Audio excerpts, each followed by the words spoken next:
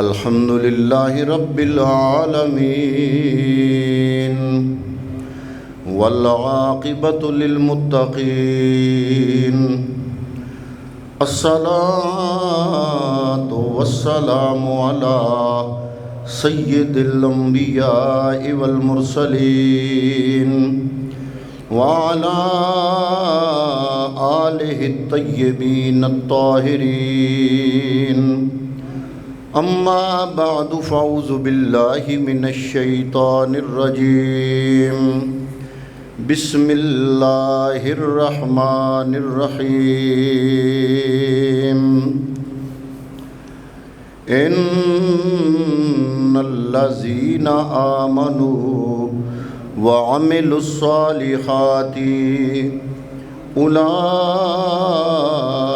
هم خیر البریہ صدق اللہ مولانا العظیم وصدق رسولہ النبی الکریم ونحن علی ذلک لمن الشاہدین والشاکرین والحمد للہ رب العالمین۔ انتہائی قابل قدر قابل عزت حاضرین و سامعین، میں نے آپ کے سامنے سورہ البینہ کی آیت نمبر 30 تلاوت کرنے کی سعادت حاصل کی۔ اللہ رب العالمین نے ارشاد فرمایا ان الذین آمنوا وعملوا الصالحات، وہ لوگ جو ایمان لائے اور اعمال صالحہ انجام دیے، اولئک هم خیر البریہ، فرمایا کائنات میں وہ سب سے اعلیٰ اور افضل گروہ ہے، یعنی کائنات میں سب سے افضل اکبر اعلیٰ افضل ذات ہے خدا کی، اور رب العالمین کے بعد مخلوق میں وہ بندہ اتنا ہی افضل ہے جتنا اس کو رب کا قرب زیادہ نصیب ہے۔ اللہ کا قرب ہی افضلیت کا معیار ہے، اللہ کا قرب ہی بندے کے اعلیٰ ہونے کی نشانی ہے، افضل ہونے کی نشانی ہے۔ تو مخلوق میں سب سے زیادہ اللہ کا قرب جن کو نصیب ہوا وہ ہے سب سے پہلے نمبر پہ انبیاء، اور انبیاء کے بعد پھر جو بندہ جتنا زیادہ اللہ رب العالمین کے قریب ہوگا، اپنے نفس سے دور ہوتا جائے گا، رب کے قریب ہوتا جائے گا، اتنے ہی اس کی فضیلت رب کی نگاہوں میں بڑھتی جائے گی۔ اللہ نے قرآن مجید میں فرمایا اِنَّ أَكْرَمَكُمْ عِندَ اللَّهِ أَتْقَاكُمْ، اے لوگو عزت کے مختلف معیار دیکھنے والوں، عزت اور فضیلت کی مختلف کسوٹیاں دیکھنے والوں، میں رب العالمین کی نگاہ میں ایک ہی کسوٹی ہے، فضیلت کی ایک ہی کسوٹی ہے، مقام و مرتبے اور عزت کی ایک ہی کسوٹی ہے، ایک ہی معیار ہے، اور وہ معیار کیا ہے؟ اللہ کا قرآن کہتا ہے اِنَّ أَكْرَمَكُمْ عِندَ اللَّهِ أَتْقَاكُمْ، جو جتنا زیادہ متقی ہوتا چلا جائے گا اللہ کی بارگاہ میں اتنا ہی عزت والا ہوتا جائے گا۔ جوں اپنے نفس کے خلاف چلے گا، حضرات محترم کچھ لوگ ایسے ہوئے جو نبی تو نہیں ہوئے اور لیکن ان لوگوں نے اپنے نفس کے خلاف جنگ کی۔ اگر غلط لوگوں کے بارے میں ہم عموماً بیان کرتے ہیں علماء اہل سنت کہ یہ جو غلط پیر ہیں، غلط پروپیگنڈا کرتے ہیں، لوگوں کو گمراہ کرنے کی کوشش کرتے ہیں، وہ ضرور موجود ہیں، لیکن اس کا یہ مطلب نہیں ہے کہ اگر غلط ہیں تو جو ٹھیک اولیاء کاملین صحیح معنوں میں ہیں ان کا وجود نہیں ہے۔ نہیں، یہ بالکل بات غلط ہے۔ اگر غلط لوگ اس شعبے میں آ گئے ہیں تو اس کا یہ مطلب نہیں کہ جو صحیح لوگ ہیں وہ نہیں رہے، صحیح لوگ بھی اپنی جگہ پر موجود ہیں، اور ان کی نشانیاں اللہ کا قرآن بیان فرماتا ہے، مصطفیٰ کریم صلی اللہ علیہ وسلم کا فرمان بیان کرتا ہے۔ جو بندہ اللہ رب العالمین کے قرب کے راستے پہ چل پڑتا ہے تو اس کی جنگ ہوتی ہے اپنے نفس کے خلاف۔ غیر مسلم سکالر حضرات نے بھی بتایا وہ بھی یہ چیز مانتے ہیں کہ انسان مجموعہ ازداد ہے، دو ضدوں کا مجموعہ ہے، اس کے اندر منفی قوتیں بھی ہیں، اس کے اندر مثبت قوتیں بھی ہیں۔ جو مثبت قوت ہے وہ روحانی ہے، اور جو منفی قوت ہے وہ نفس کی قوت ہے، اپنے نفس کی رضا ہے، نفس کی خواہش ہے، نفس کی تمنا ہے۔ کچھ لوگ ایسے ہیں جو زندگی میں ہر دم حضرات محترم اپنی نفس کی رضا کے خلاف چلتے ہیں، رب کی رضا کو حاصل کرتے ہیں۔ موتو قبل ان تموتو، ایسے لوگ ہیں جو مرنے کے بعد، مرنے سے پہلے مر جاتے ہیں، اس کا مصداق بن جاتے ہیں، اپنی خواہش کو نہیں دیکھتے، رب کی رضا کو دیکھتے ہیں۔ جسم ان کا ہوتا ہے، مرضی مولا کی ہوتی ہے، دل ان کا ہوتا ہے، لیکن اس میں ٹھکانہ رب العالمین کا ہوتا ہے۔ حضرات محترم اگر غلط لوگ اس شعبے میں آ گئے تو اس کا یہ مطلب نہیں ہے کہ صحیح لوگ بالکل ختم ہو گئے، نہیں لوگ موجود ہیں۔ ایسے لوگ ہیں جنہوں نے اپنی زندگی قرآن کے مطابق ڈال لی، اور علامہ اقبال قلندر لاہوری نے جو وضاحت کی کہ یہ راز کسی کو نہیں معلوم کہ مومن قاری نظر آتا ہے حقیقت میں ہے قرآن۔ وہ بندہ جو قرآن مجید میں جو لکھا ہے اس نے اپنی زندگی میں وہ اپنے عمل سے کر کے دکھایا۔ اقبال کہتا ہے وہ سامنے تو مومن نظر آتا ہے لیکن اس کا من رب العالمین کی فرما برداری کے تحت نفس مار کے وہ پورے قرآن کا مصداق بن جاتا ہے۔ تو یہ لوگ جب اپنی مرضی رب کی مرضی پہ قربان کرتے ہیں تو پھر رب فرماتا ہے میں اپنی مرضی ان کی مرضی کو سامنے رکھ کے بناتا ہوں، قلم میرا ہوتا ہے، چلا ان کی مرضی کے مطابق دیتا ہوں۔ جب ان کی مرضی کے مطابق قلم چلتا ہے تو پھر کیا ہوتا ہے، جہاں مردنی ہو وہاں زندگی آ جاتی ہے۔ اقبال نے بھی جناب اسی چیز کی وضاحت کی کچھ اور الفاظ کے اندر۔ اقبال کہتا ہے جلا سکتی ہے شمع کشتہ کو موج نفس ان کی۔ شمع کشتہ کہتے ہیں بجھی ہوئی شمع، مردہ شمع۔ جلا جیم کے نیچے اگر زیر ہو تو اس کا معنی ہے جلانا نہیں بلکہ جلانا، اس کا مطلب ہے زندگی دینا۔ اقبال کہتا ہے جلا سکتی ہے شمع کشتہ کو موج نفس ان کی جو اندر کی موج ہے یہ مردے کو زندگی عطا کر دیتی ہے۔ آگے حیران ہو کے کہتا ہے اقبال الہی کیا رکھا ہوتا ہے اہل دل کے سینوں میں۔ آگے کہتا ہے اقبال نہ پوچھ ان خرقہ پوشوں کی، ارادت ہو تو دیکھ ان کو ید بیضا لیے بیٹھے ہیں اپنی آستینوں میں۔ ایک وہ ید بیضا والے عیسیٰ روح اللہ تھے، ایک یہ محمد عربی کے غلام ہیں، ان کے ہاتھوں میں بھی اللہ رب العالمین ید بیضا عطا فرما دیتا ہے۔ لیکن آج کل کے لنڈے کے سکالر سوشل میڈیا پہ اللہ کے اولیاء کاملین جو صحیح معنوں میں ولی کامل ہیں ان کی کرامات کو جھٹلاتے جناب باز نہیں آتے۔ اور ایسے کئی لوگ ہیں مرزا جیلمی جیسے لوگ، وہ کہتے ہیں جناب اگر اللہ کے ولی کر سکتے ہیں تو اب آئیں، اب ہم کیمرے لگاتے ہیں اور ان کو کہتے ہیں کہ کرامت دکھاؤ، اب آئیں جناب فلاں حملے میں۔ وہ کہاں تھے اللہ کے ولی جب داتا صاحب پہ حملہ ہوا تو وہ کہاں تھے؟ حضرات محترم ان بندوں کو پتہ نہیں ہے جو حقیقت کی بات ہوتی ہے اس سے یہ لوگ باخبر ہیں جو ظاہر بین ہیں۔ حقیقت یہ ہے کہ بدر میں رب کا قرآن کہتا ہے کہ رب کے فرشتے بدر میں نازل ہوئے اللہ کے پیارے نبی کے غلاموں صحابہ کرام کی مدد کرنے کے لیے۔ بدر میں رب کا قرآن گواہ ہے، سورہ بقرہ گواہ ہے، سورہ آل عمران گواہ ہے۔ اللہ فرماتا ہے قرآن مجید میں بدر کے اندر اللہ رب العالمین نے اپنے محمد عربی کے غلاموں کی مدد کرنے کے لیے رب سے فرشتوں کا نزول فرمایا۔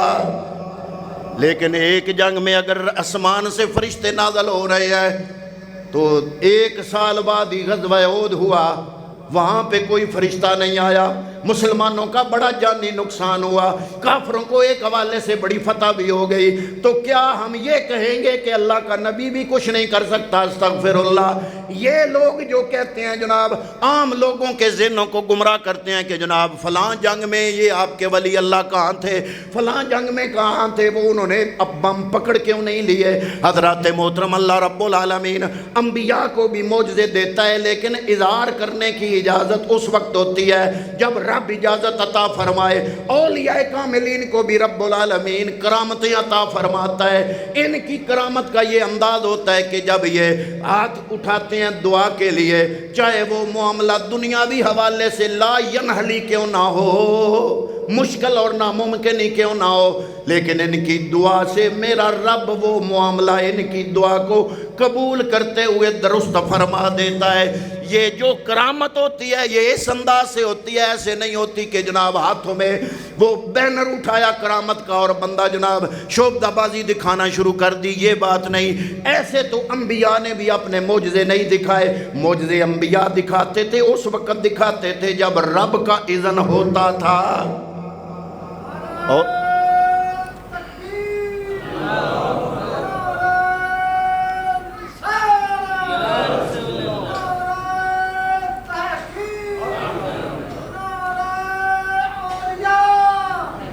یہ اولیاء کاملین، یہ اولیاء کاملین رب کا قرب حاصل کرتے ہیں تو نتیجے میں میرا رب اپنی طاقتیں انہیں عطا فرما دیتا ہے۔ حدیث قدسی کو آپ کہاں لے جائیں گے؟ کنت سمع الذی یسمع بہ، کنت بصرہ الذی یبصر بہ، کنت یدہ التی یبطش بہا، کنت رجلہ التی یمشی بہا۔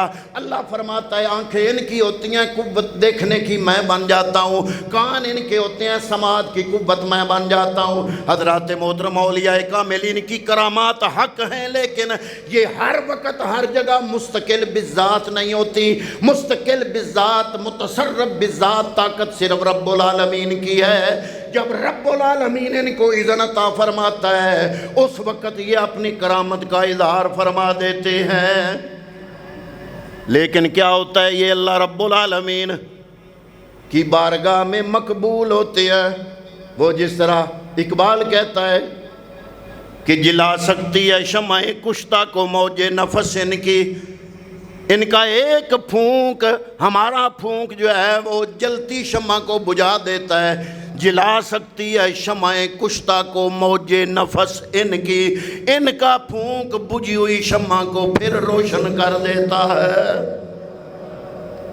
لیکن کیا ہوتا ہے، یہ نظر ڈالتے ہیں تو رب العالمین کے جلووں میں مستغرق ہو جاتے ہیں۔ جس طرح کسی کہنے والے نے کہا، سلطان العارفین نے کہا کہ نخنو اقرب کہندا کہندا سونا ساڈے وہڑے آیا، حبل ورید دی سیج سجا کے ساڈے اندر ڈیرا لایا، فی انفسکم دی شمع جلا کے ساڈا لوں لوں آ چمکایا۔ اور اعظم چشتی کہتا ہے اعظم یار وسے وچ گھر دے، اساں ایویں ہی شور مچایا۔ یہ اللہ رب العالمین کے راستے پہ جب چل پڑتے ہیں، راستے میں جو بھی رکاوٹیں آتی ہیں، چاہے بیرونی شیطانی قوتیں ہوں یا اپنے اندر کی نفسانی قوتیں ہوں، یہ ان کو پاش پاش کر دیتے ہیں، اپنے من کی رضا پہ قدم رکھتے ہیں۔ تو کیا ہوتا ہے، رب العالمین اپنی قلم کی رضا ان کی رضا کے مطابق بنا دیتا ہے۔ حدیث پاک ہے، کسی نے پوچھا میرے نبی سے، یا رسول اللہ جنت کتنی دور ہے؟ فرمایا 2 قدم کے فاصلے پر۔ یا رسول اللہ کیسے؟ فرمایا پہلا قدم اپنے نفس پہ رکھو، دوسرا سیدھا جنت میں جائے گا۔ یہ لوگ اپنے آپ نے خلاف لڑائی لڑتے ہیں، اپنے نفس کے خلاف۔ اور انہی اولیاء کاملین میں ایک بہت بڑی ہستی جن کا پچھلے دنوں عرس منایا گیا، اور یہ ہستی صرف ولی نہیں، ولیوں کی امام ہے، جن کا نام علی ہے، علی، اور نام بھی علی، اور 8ویں پشت میں شجرہ بھی علی سے ملتا ہے، اپنا نام بھی علی۔ یہ لاہور والا علی 8ویں پشت میں نجف والے علی سے مل جاتا ہے۔ نجف والے علی نے اس علی کو علی بنایا، اور یہ 400 ہجری میں غزنی سے چلے، 400 ہجری میں پیدا ہوئے غزنی میں، 430 ہجری جب مسعود غزنوی کا دور تھا، بادشاہی تھی، اس زمانے میں جب اس کو شکست ہوئی تو اس دور میں 430 ہجری میں یہ مرد کلندر اپنے مرشد کے حکم سے غزنی سے انڈیا میں آیا، لاہور کے اندر آئے، ایک اونچا سا ٹیلہ دیکھا، وہاں پہ ڈیرا لگایا۔ کنیت ہے آپ کی ابو الحسن، نام ہے علی، باپ کا نام پتہ کیا ہے؟ عثمان، ہیں سید، لیکن باپ کا نام کیا ہے؟ آج کل کے تو سید صحابہ اکرام کے ناموں سے بھاگتے ہیں نا، یہ جو اصلی سید تھے ان کے ناموں کے ساتھ صحابہ کے نام تھے۔ علی بن عثمان 8ویں پشت میں مولا کائنات مولا علی سے ملتے ہیں، اور تصوف میں حضرت جنید بغدادی کا مسلک رکھتے ہیں، میدان شریعت میں حنفی ہیں، اور امام اعظم ابو حنیفہ رضی اللہ تعالیٰ عنہ آپ سے بہت زیادہ متاثر ہے، دین کی تشہیر اور تبلیغ میں بہت زیادہ فعال کردار ادا کیا۔ جب آپ انڈیا کے اندر آئے، لاہور کے اندر آئے حضرات محترم، یہ 10 صدیاں پہلے کی بات ہے، اب ہے جو ہجری سال ہے وہ ہے 1443 ہجری، 43 43 ہجری اب جا رہا ہے، اور یہ پیدا ہوئے 400 ہجری میں، لاہور آئے 430 ہجری میں، یعنی پتہ چلا کہ حضرت علی حجویری کا زمانہ پورے 1000 سال پہلے کا زمانہ ہے۔ اور اس زمانے میں آپ اندازہ لگائیں، لاہور کے اندر ہندو تھے، آریہ تھے، سکھ تھے، اسلام مذہب، کوئی چند ایک لوگ تھے جو مسلمان تھے، وہ بھی کچھ لوگ جو کچھ تاجر عرب کے جو ادھر آئے انڈیا کے اندر، ان کے کہنے سے دیکھا دیکھی 2-4 جو مسلمان ہوئے، لیکن پورا معاشرہ ہندوؤں کا معاشرہ تھا۔ این اس ٹائم، اس وقت حضرت علی حجویری نے اسلام کی تعلیم اور تبلیغ اور ترویج کا کام انجام دیا، اسلام پھیلایا ان اولیاء نے۔ آج کے تو اولیاء صرف عرس کی تاریخ بتاتے ہیں نا، یہ اولیاء اسلام کی تاریخ بتاتے تھے۔ اولیاء کاملین، یہ حقیقی معنوں میں اولیاء کاملین، انہوں نے اسلام کی تعلیم تبلیغ میں ایسا فعال کردار ادا کیا، اسی وجہ سے آپ کو جو القاب ملے وہ بھی کمال کے ملے۔ علماء نے آپ کو لقب دیا امام العارفین، علماء نے آپ کو لقب دیا زبدۃ السالکین، علماء نے آپ کو لقب دیا حجت الکاملین، علماء نے حضرت علی حجویری کو لقب دیا سند الواصلین۔ حضرات محترم، آپ کی کوشش اور محنت سے لاہور کا گورنر رائے راجو، جس کا نام تھا، لاہور کا گورنر تھا، لاہور کا گورنر رائے راجو آپ کے پاس آیا ملاقات کے لیے، آپ کا اٹھنا بیٹھنا دیکھا، آپ سے پوچھا مذہب کے بارے میں، اسلام کے بارے میں، آپ نے اسلام کی تعلیم اس کو بتائی، اسلام کی تربیت دی، اسلام کا تعارف کرایا۔ رائے راجو نے حضرت علی حجویری کے ہاتھ پہ ہاتھ رکھ کے کلمہ پڑھ لیا اور مسلمان ہو گیا۔ یہ اس وقت کا لاہور کا گورنر، آج بھی داتا علی حجویری کے مزار کے مشرق کی طرف اس کی قبر موجود ہے۔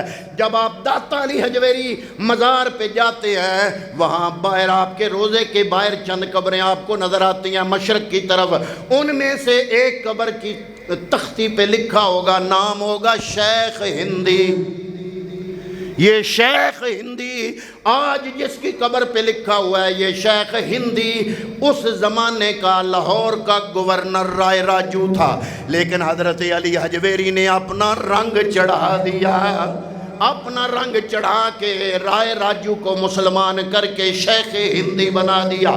حضرت علی حجویری کے بعد اس شیخ ہندی کو بھی اللہ رب العالمین نے تصوف اور روحانیت کا مقام عطا فرمایا۔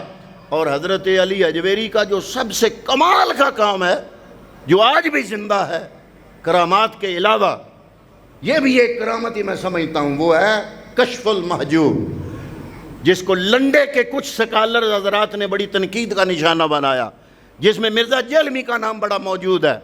اس نے صرف زہر سے دیکھا، لیکن اس نے باطنی نگاہ سے کشف المحجوب کا مطالعہ نہیں کیا۔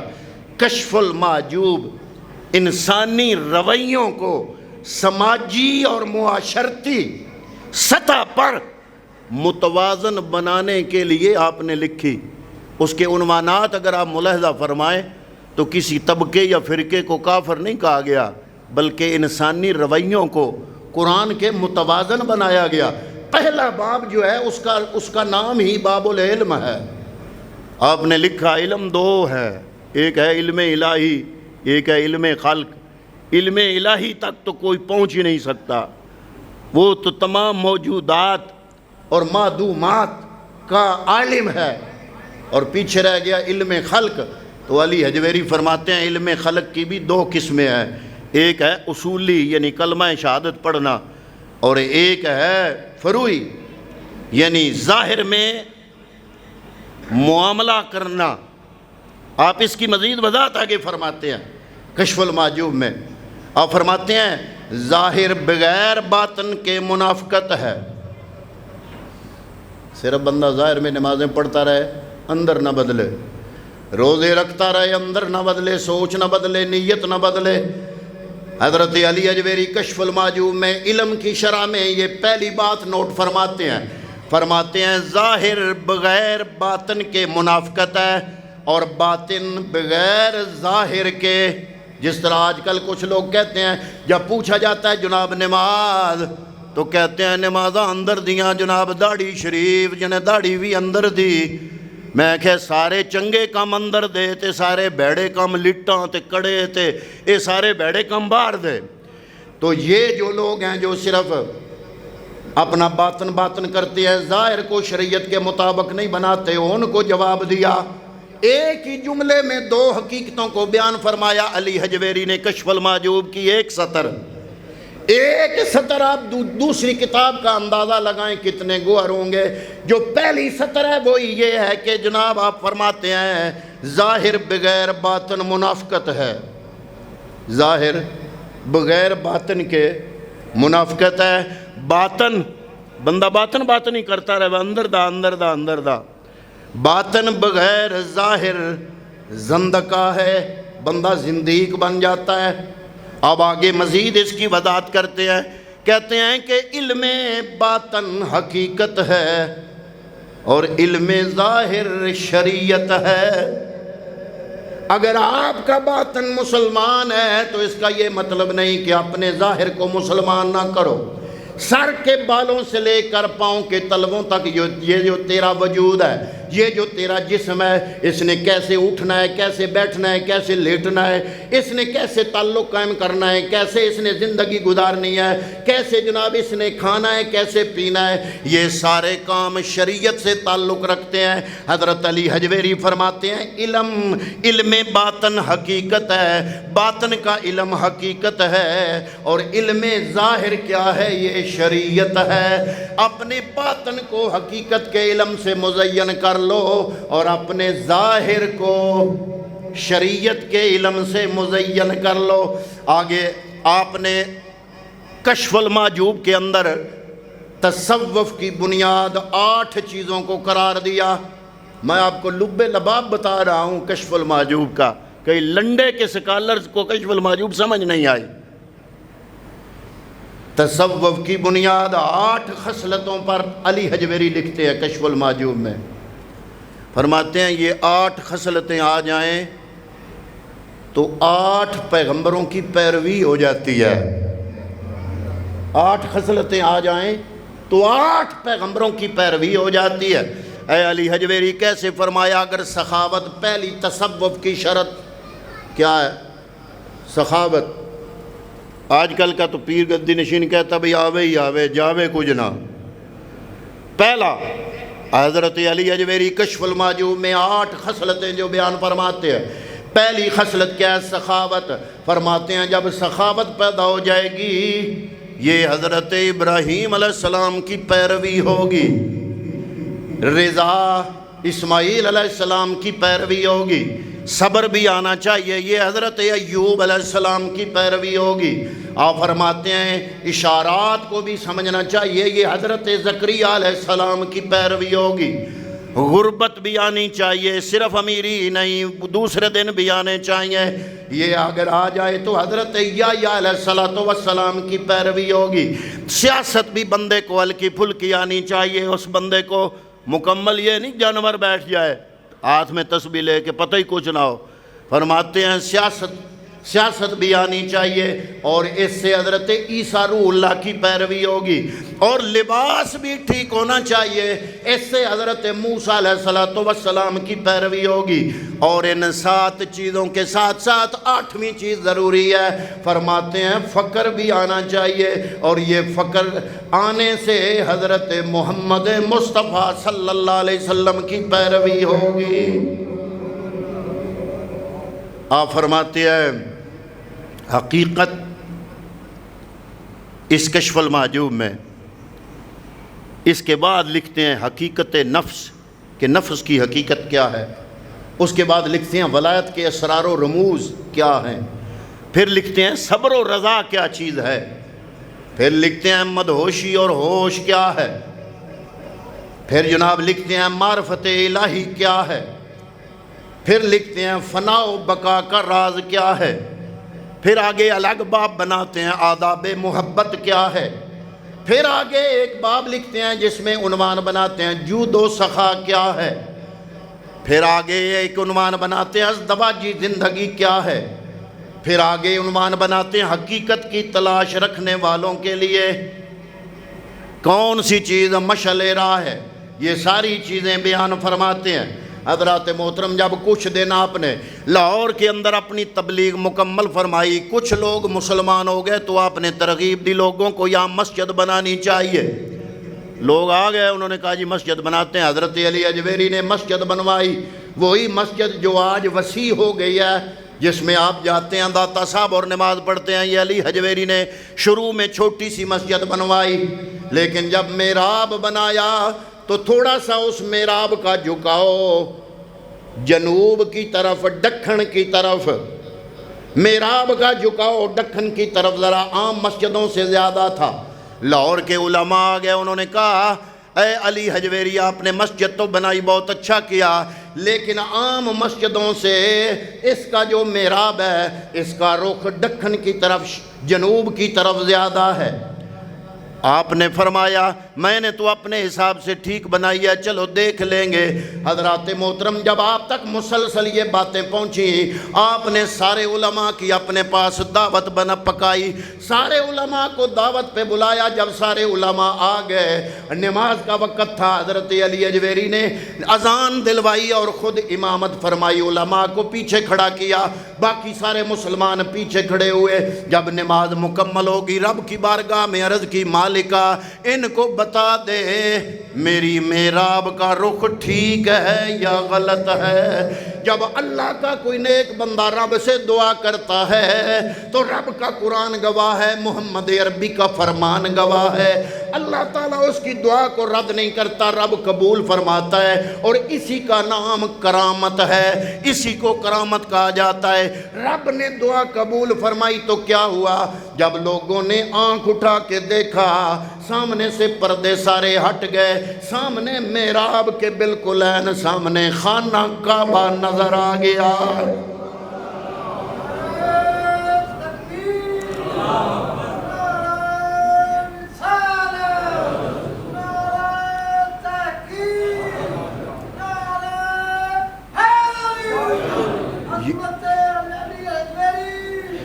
اب کچھ لوگ لنڈے کے سکالر کہیں گے کہ جناب اب بلاؤ مسجد کا محراب رکھنے کے لیے ان کو بلا لیا کرو جو ولی کامل ہو۔ میں کہتا ہوں نہیں، یہ چیز ہر وقت نہیں ہوتی، ہر وقت متصرف بالذات صرف رب کی ذات ہے، لیکن اولیاء کاملین جب رب العالمین کے نام پہ کوئی قسم اٹھا لیتے ہیں یا اس سے کوئی دعا فرما لیتے ہیں تو کوئی وقت ایسا آتا ہے کہ رب العالمین ان کی دعا